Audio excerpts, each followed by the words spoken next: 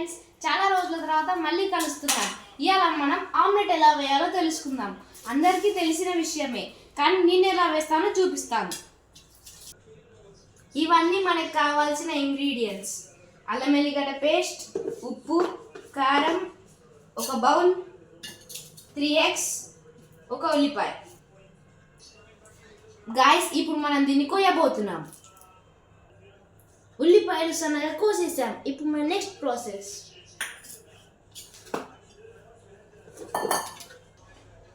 కొద్దిగా అల్లం వెల్లుల్లి పేస్ట్ మన టేస్ట్కి తగ్గట్టుగా వేసుకోవాలి. తర్వాత కారం, ఎక్కువ స్పైసీ కావాల్సిన వాళ్ళు ఎక్కువ వేసుకోవచ్చు, చప్పగా తినేటోళ్ళు చప్పగా తినొచ్చు. మనకు కావాల్సినంత కారం. దీని తర్వాత కొంచెం ఉప్పు,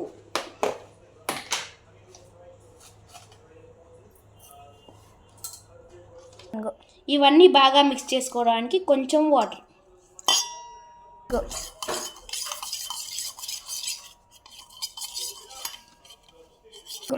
ఇప్పుడు మనం 3 eggs పలగొట్టాలి దీని లోపల.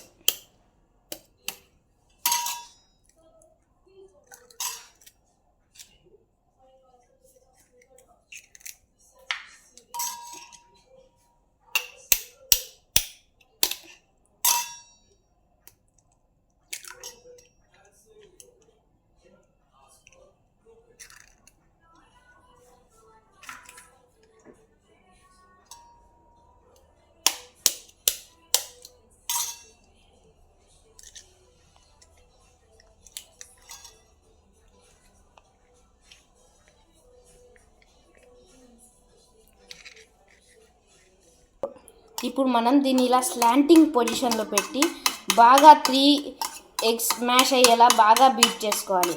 ఎంత మంచిగా బీట్ చేసుకుంటే అంత మంచి టేస్ట్ వస్తుంది. ఇంకా మంచిగా బీట్ చేస్తే ఆమ్లెట్ అంత ఫ్లఫీగా అవుతుంది.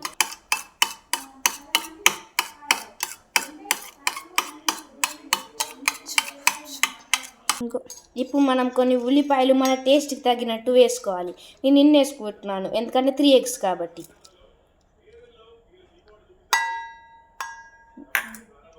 ఇప్పుడు బాగా మిక్స్ చేసుకోవాలి ఉల్లిపాయలను. ఇప్పుడు మనం పొగ పోనికి చిమ్నీ ఆన్ చేసుకుంటున్నాం. ఇప్పుడు మనం ఫ్లేమ్ స్టవ్ ఆన్ చేసుకోవాలి. చేసుకున్నాక ప్యాన్ పెట్టాలి. లైట్గా ఆయిల్ వేసుకోవాలి, మరీ ఎక్కువద్దు, జస్ట్ లైట్గా. దీన్ని సర్క్యులర్ మోషన్లో కరెక్ట్ మన ఆమ్లెట్ ఏ షేప్ రావాలో ఆ షేప్తో సర్క్యులర్ మోషన్లో మంచిగా ఆయిల్ స్ప్రెడ్ చేసుకోవాలి ప్యాన్ తోటి. ఇప్పుడు మనం తయారు చేసిన ఈ ఆమ్లెట్ మిక్చర్ని మనం దీంట్లో 2 times వేసుకుంటున్నాం. ఎందుకంటే 3 ఒకటేసారి వేస్తే కరెక్ట్గా తిప్పనికి రాదు. సో 2 వేసుకున్నాం. ఫస్ట్ టైం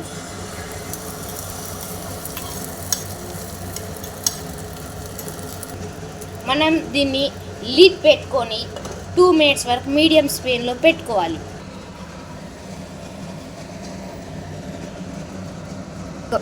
2 minutes అయ్యాక లిడ్ తీసేసేయాలి. ఇప్పుడు మనం ఆమ్లెట్ని అనగదిప్పాలి.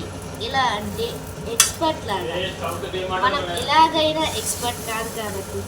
చూసారా ఎంత మంచి షేప్ వచ్చిందో. మంచిగా కలనివ్వాలి.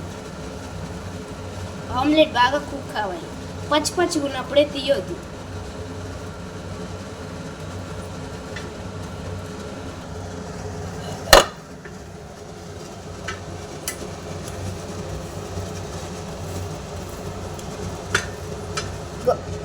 ఇప్పుడు మనం ఒక సైడ్ కాలినాక ఇంకో సైడ్లో బాగా ఇలా 2 sides బాగా కుక్ చేసుకోవాలి. మాడగొట్టద్దు, మళ్ళీ మాడగొడితే టేస్ట్ మారుతుంది. ఇలానే మనం 2 sides చూసారా, మనం ఎక్కువ బీట్ చేసాం కాబట్టి కొంచెం ఫ్లఫీగా వచ్చింది ఆమ్లెట్.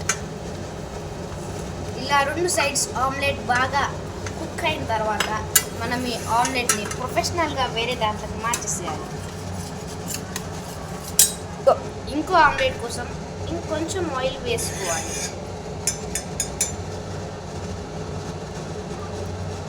మంచిగా స్ప్రెడ్ చేసుకోవాలి.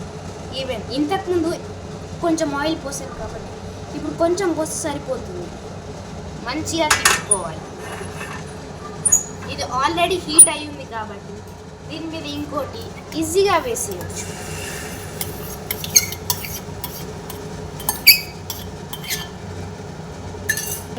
మళ్ళీ 2 మినిట్స్ వరకు లిడ్ తోటి క్లోజ్ చేయాలి, సెమీ ఫ్లేమ్లో పెట్టి.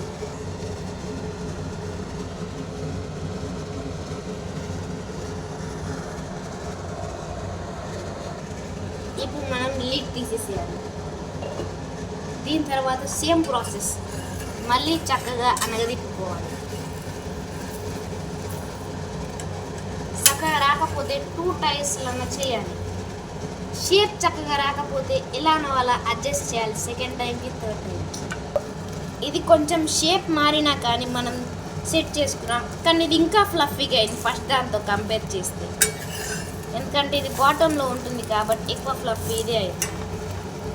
ఇలా ఇది కూడా పూర్తిగా కుక్ అయిన తర్వాత మనం దీన్ని కూడా ఇప్పుడు మనం స్టవ్ ఆఫ్ చేసేసేయాలి. ఇలా ఆఫ్ చేసాక మనం మొత్తం ఆమ్లెట్ రెడీ అయిపోయింది. దీన్ని మనం వేరే ఫస్ట్ ఆమ్లెట్ కంటైనర్లోకి దించేసేయాలి. అయిపోయింది మన టేస్టీ 2 ఆమ్లెట్స్.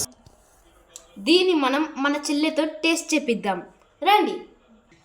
హాయ్ గైస్, చెల్లి దీని టేస్ట్ ఎలా ఉందో చెప్పు.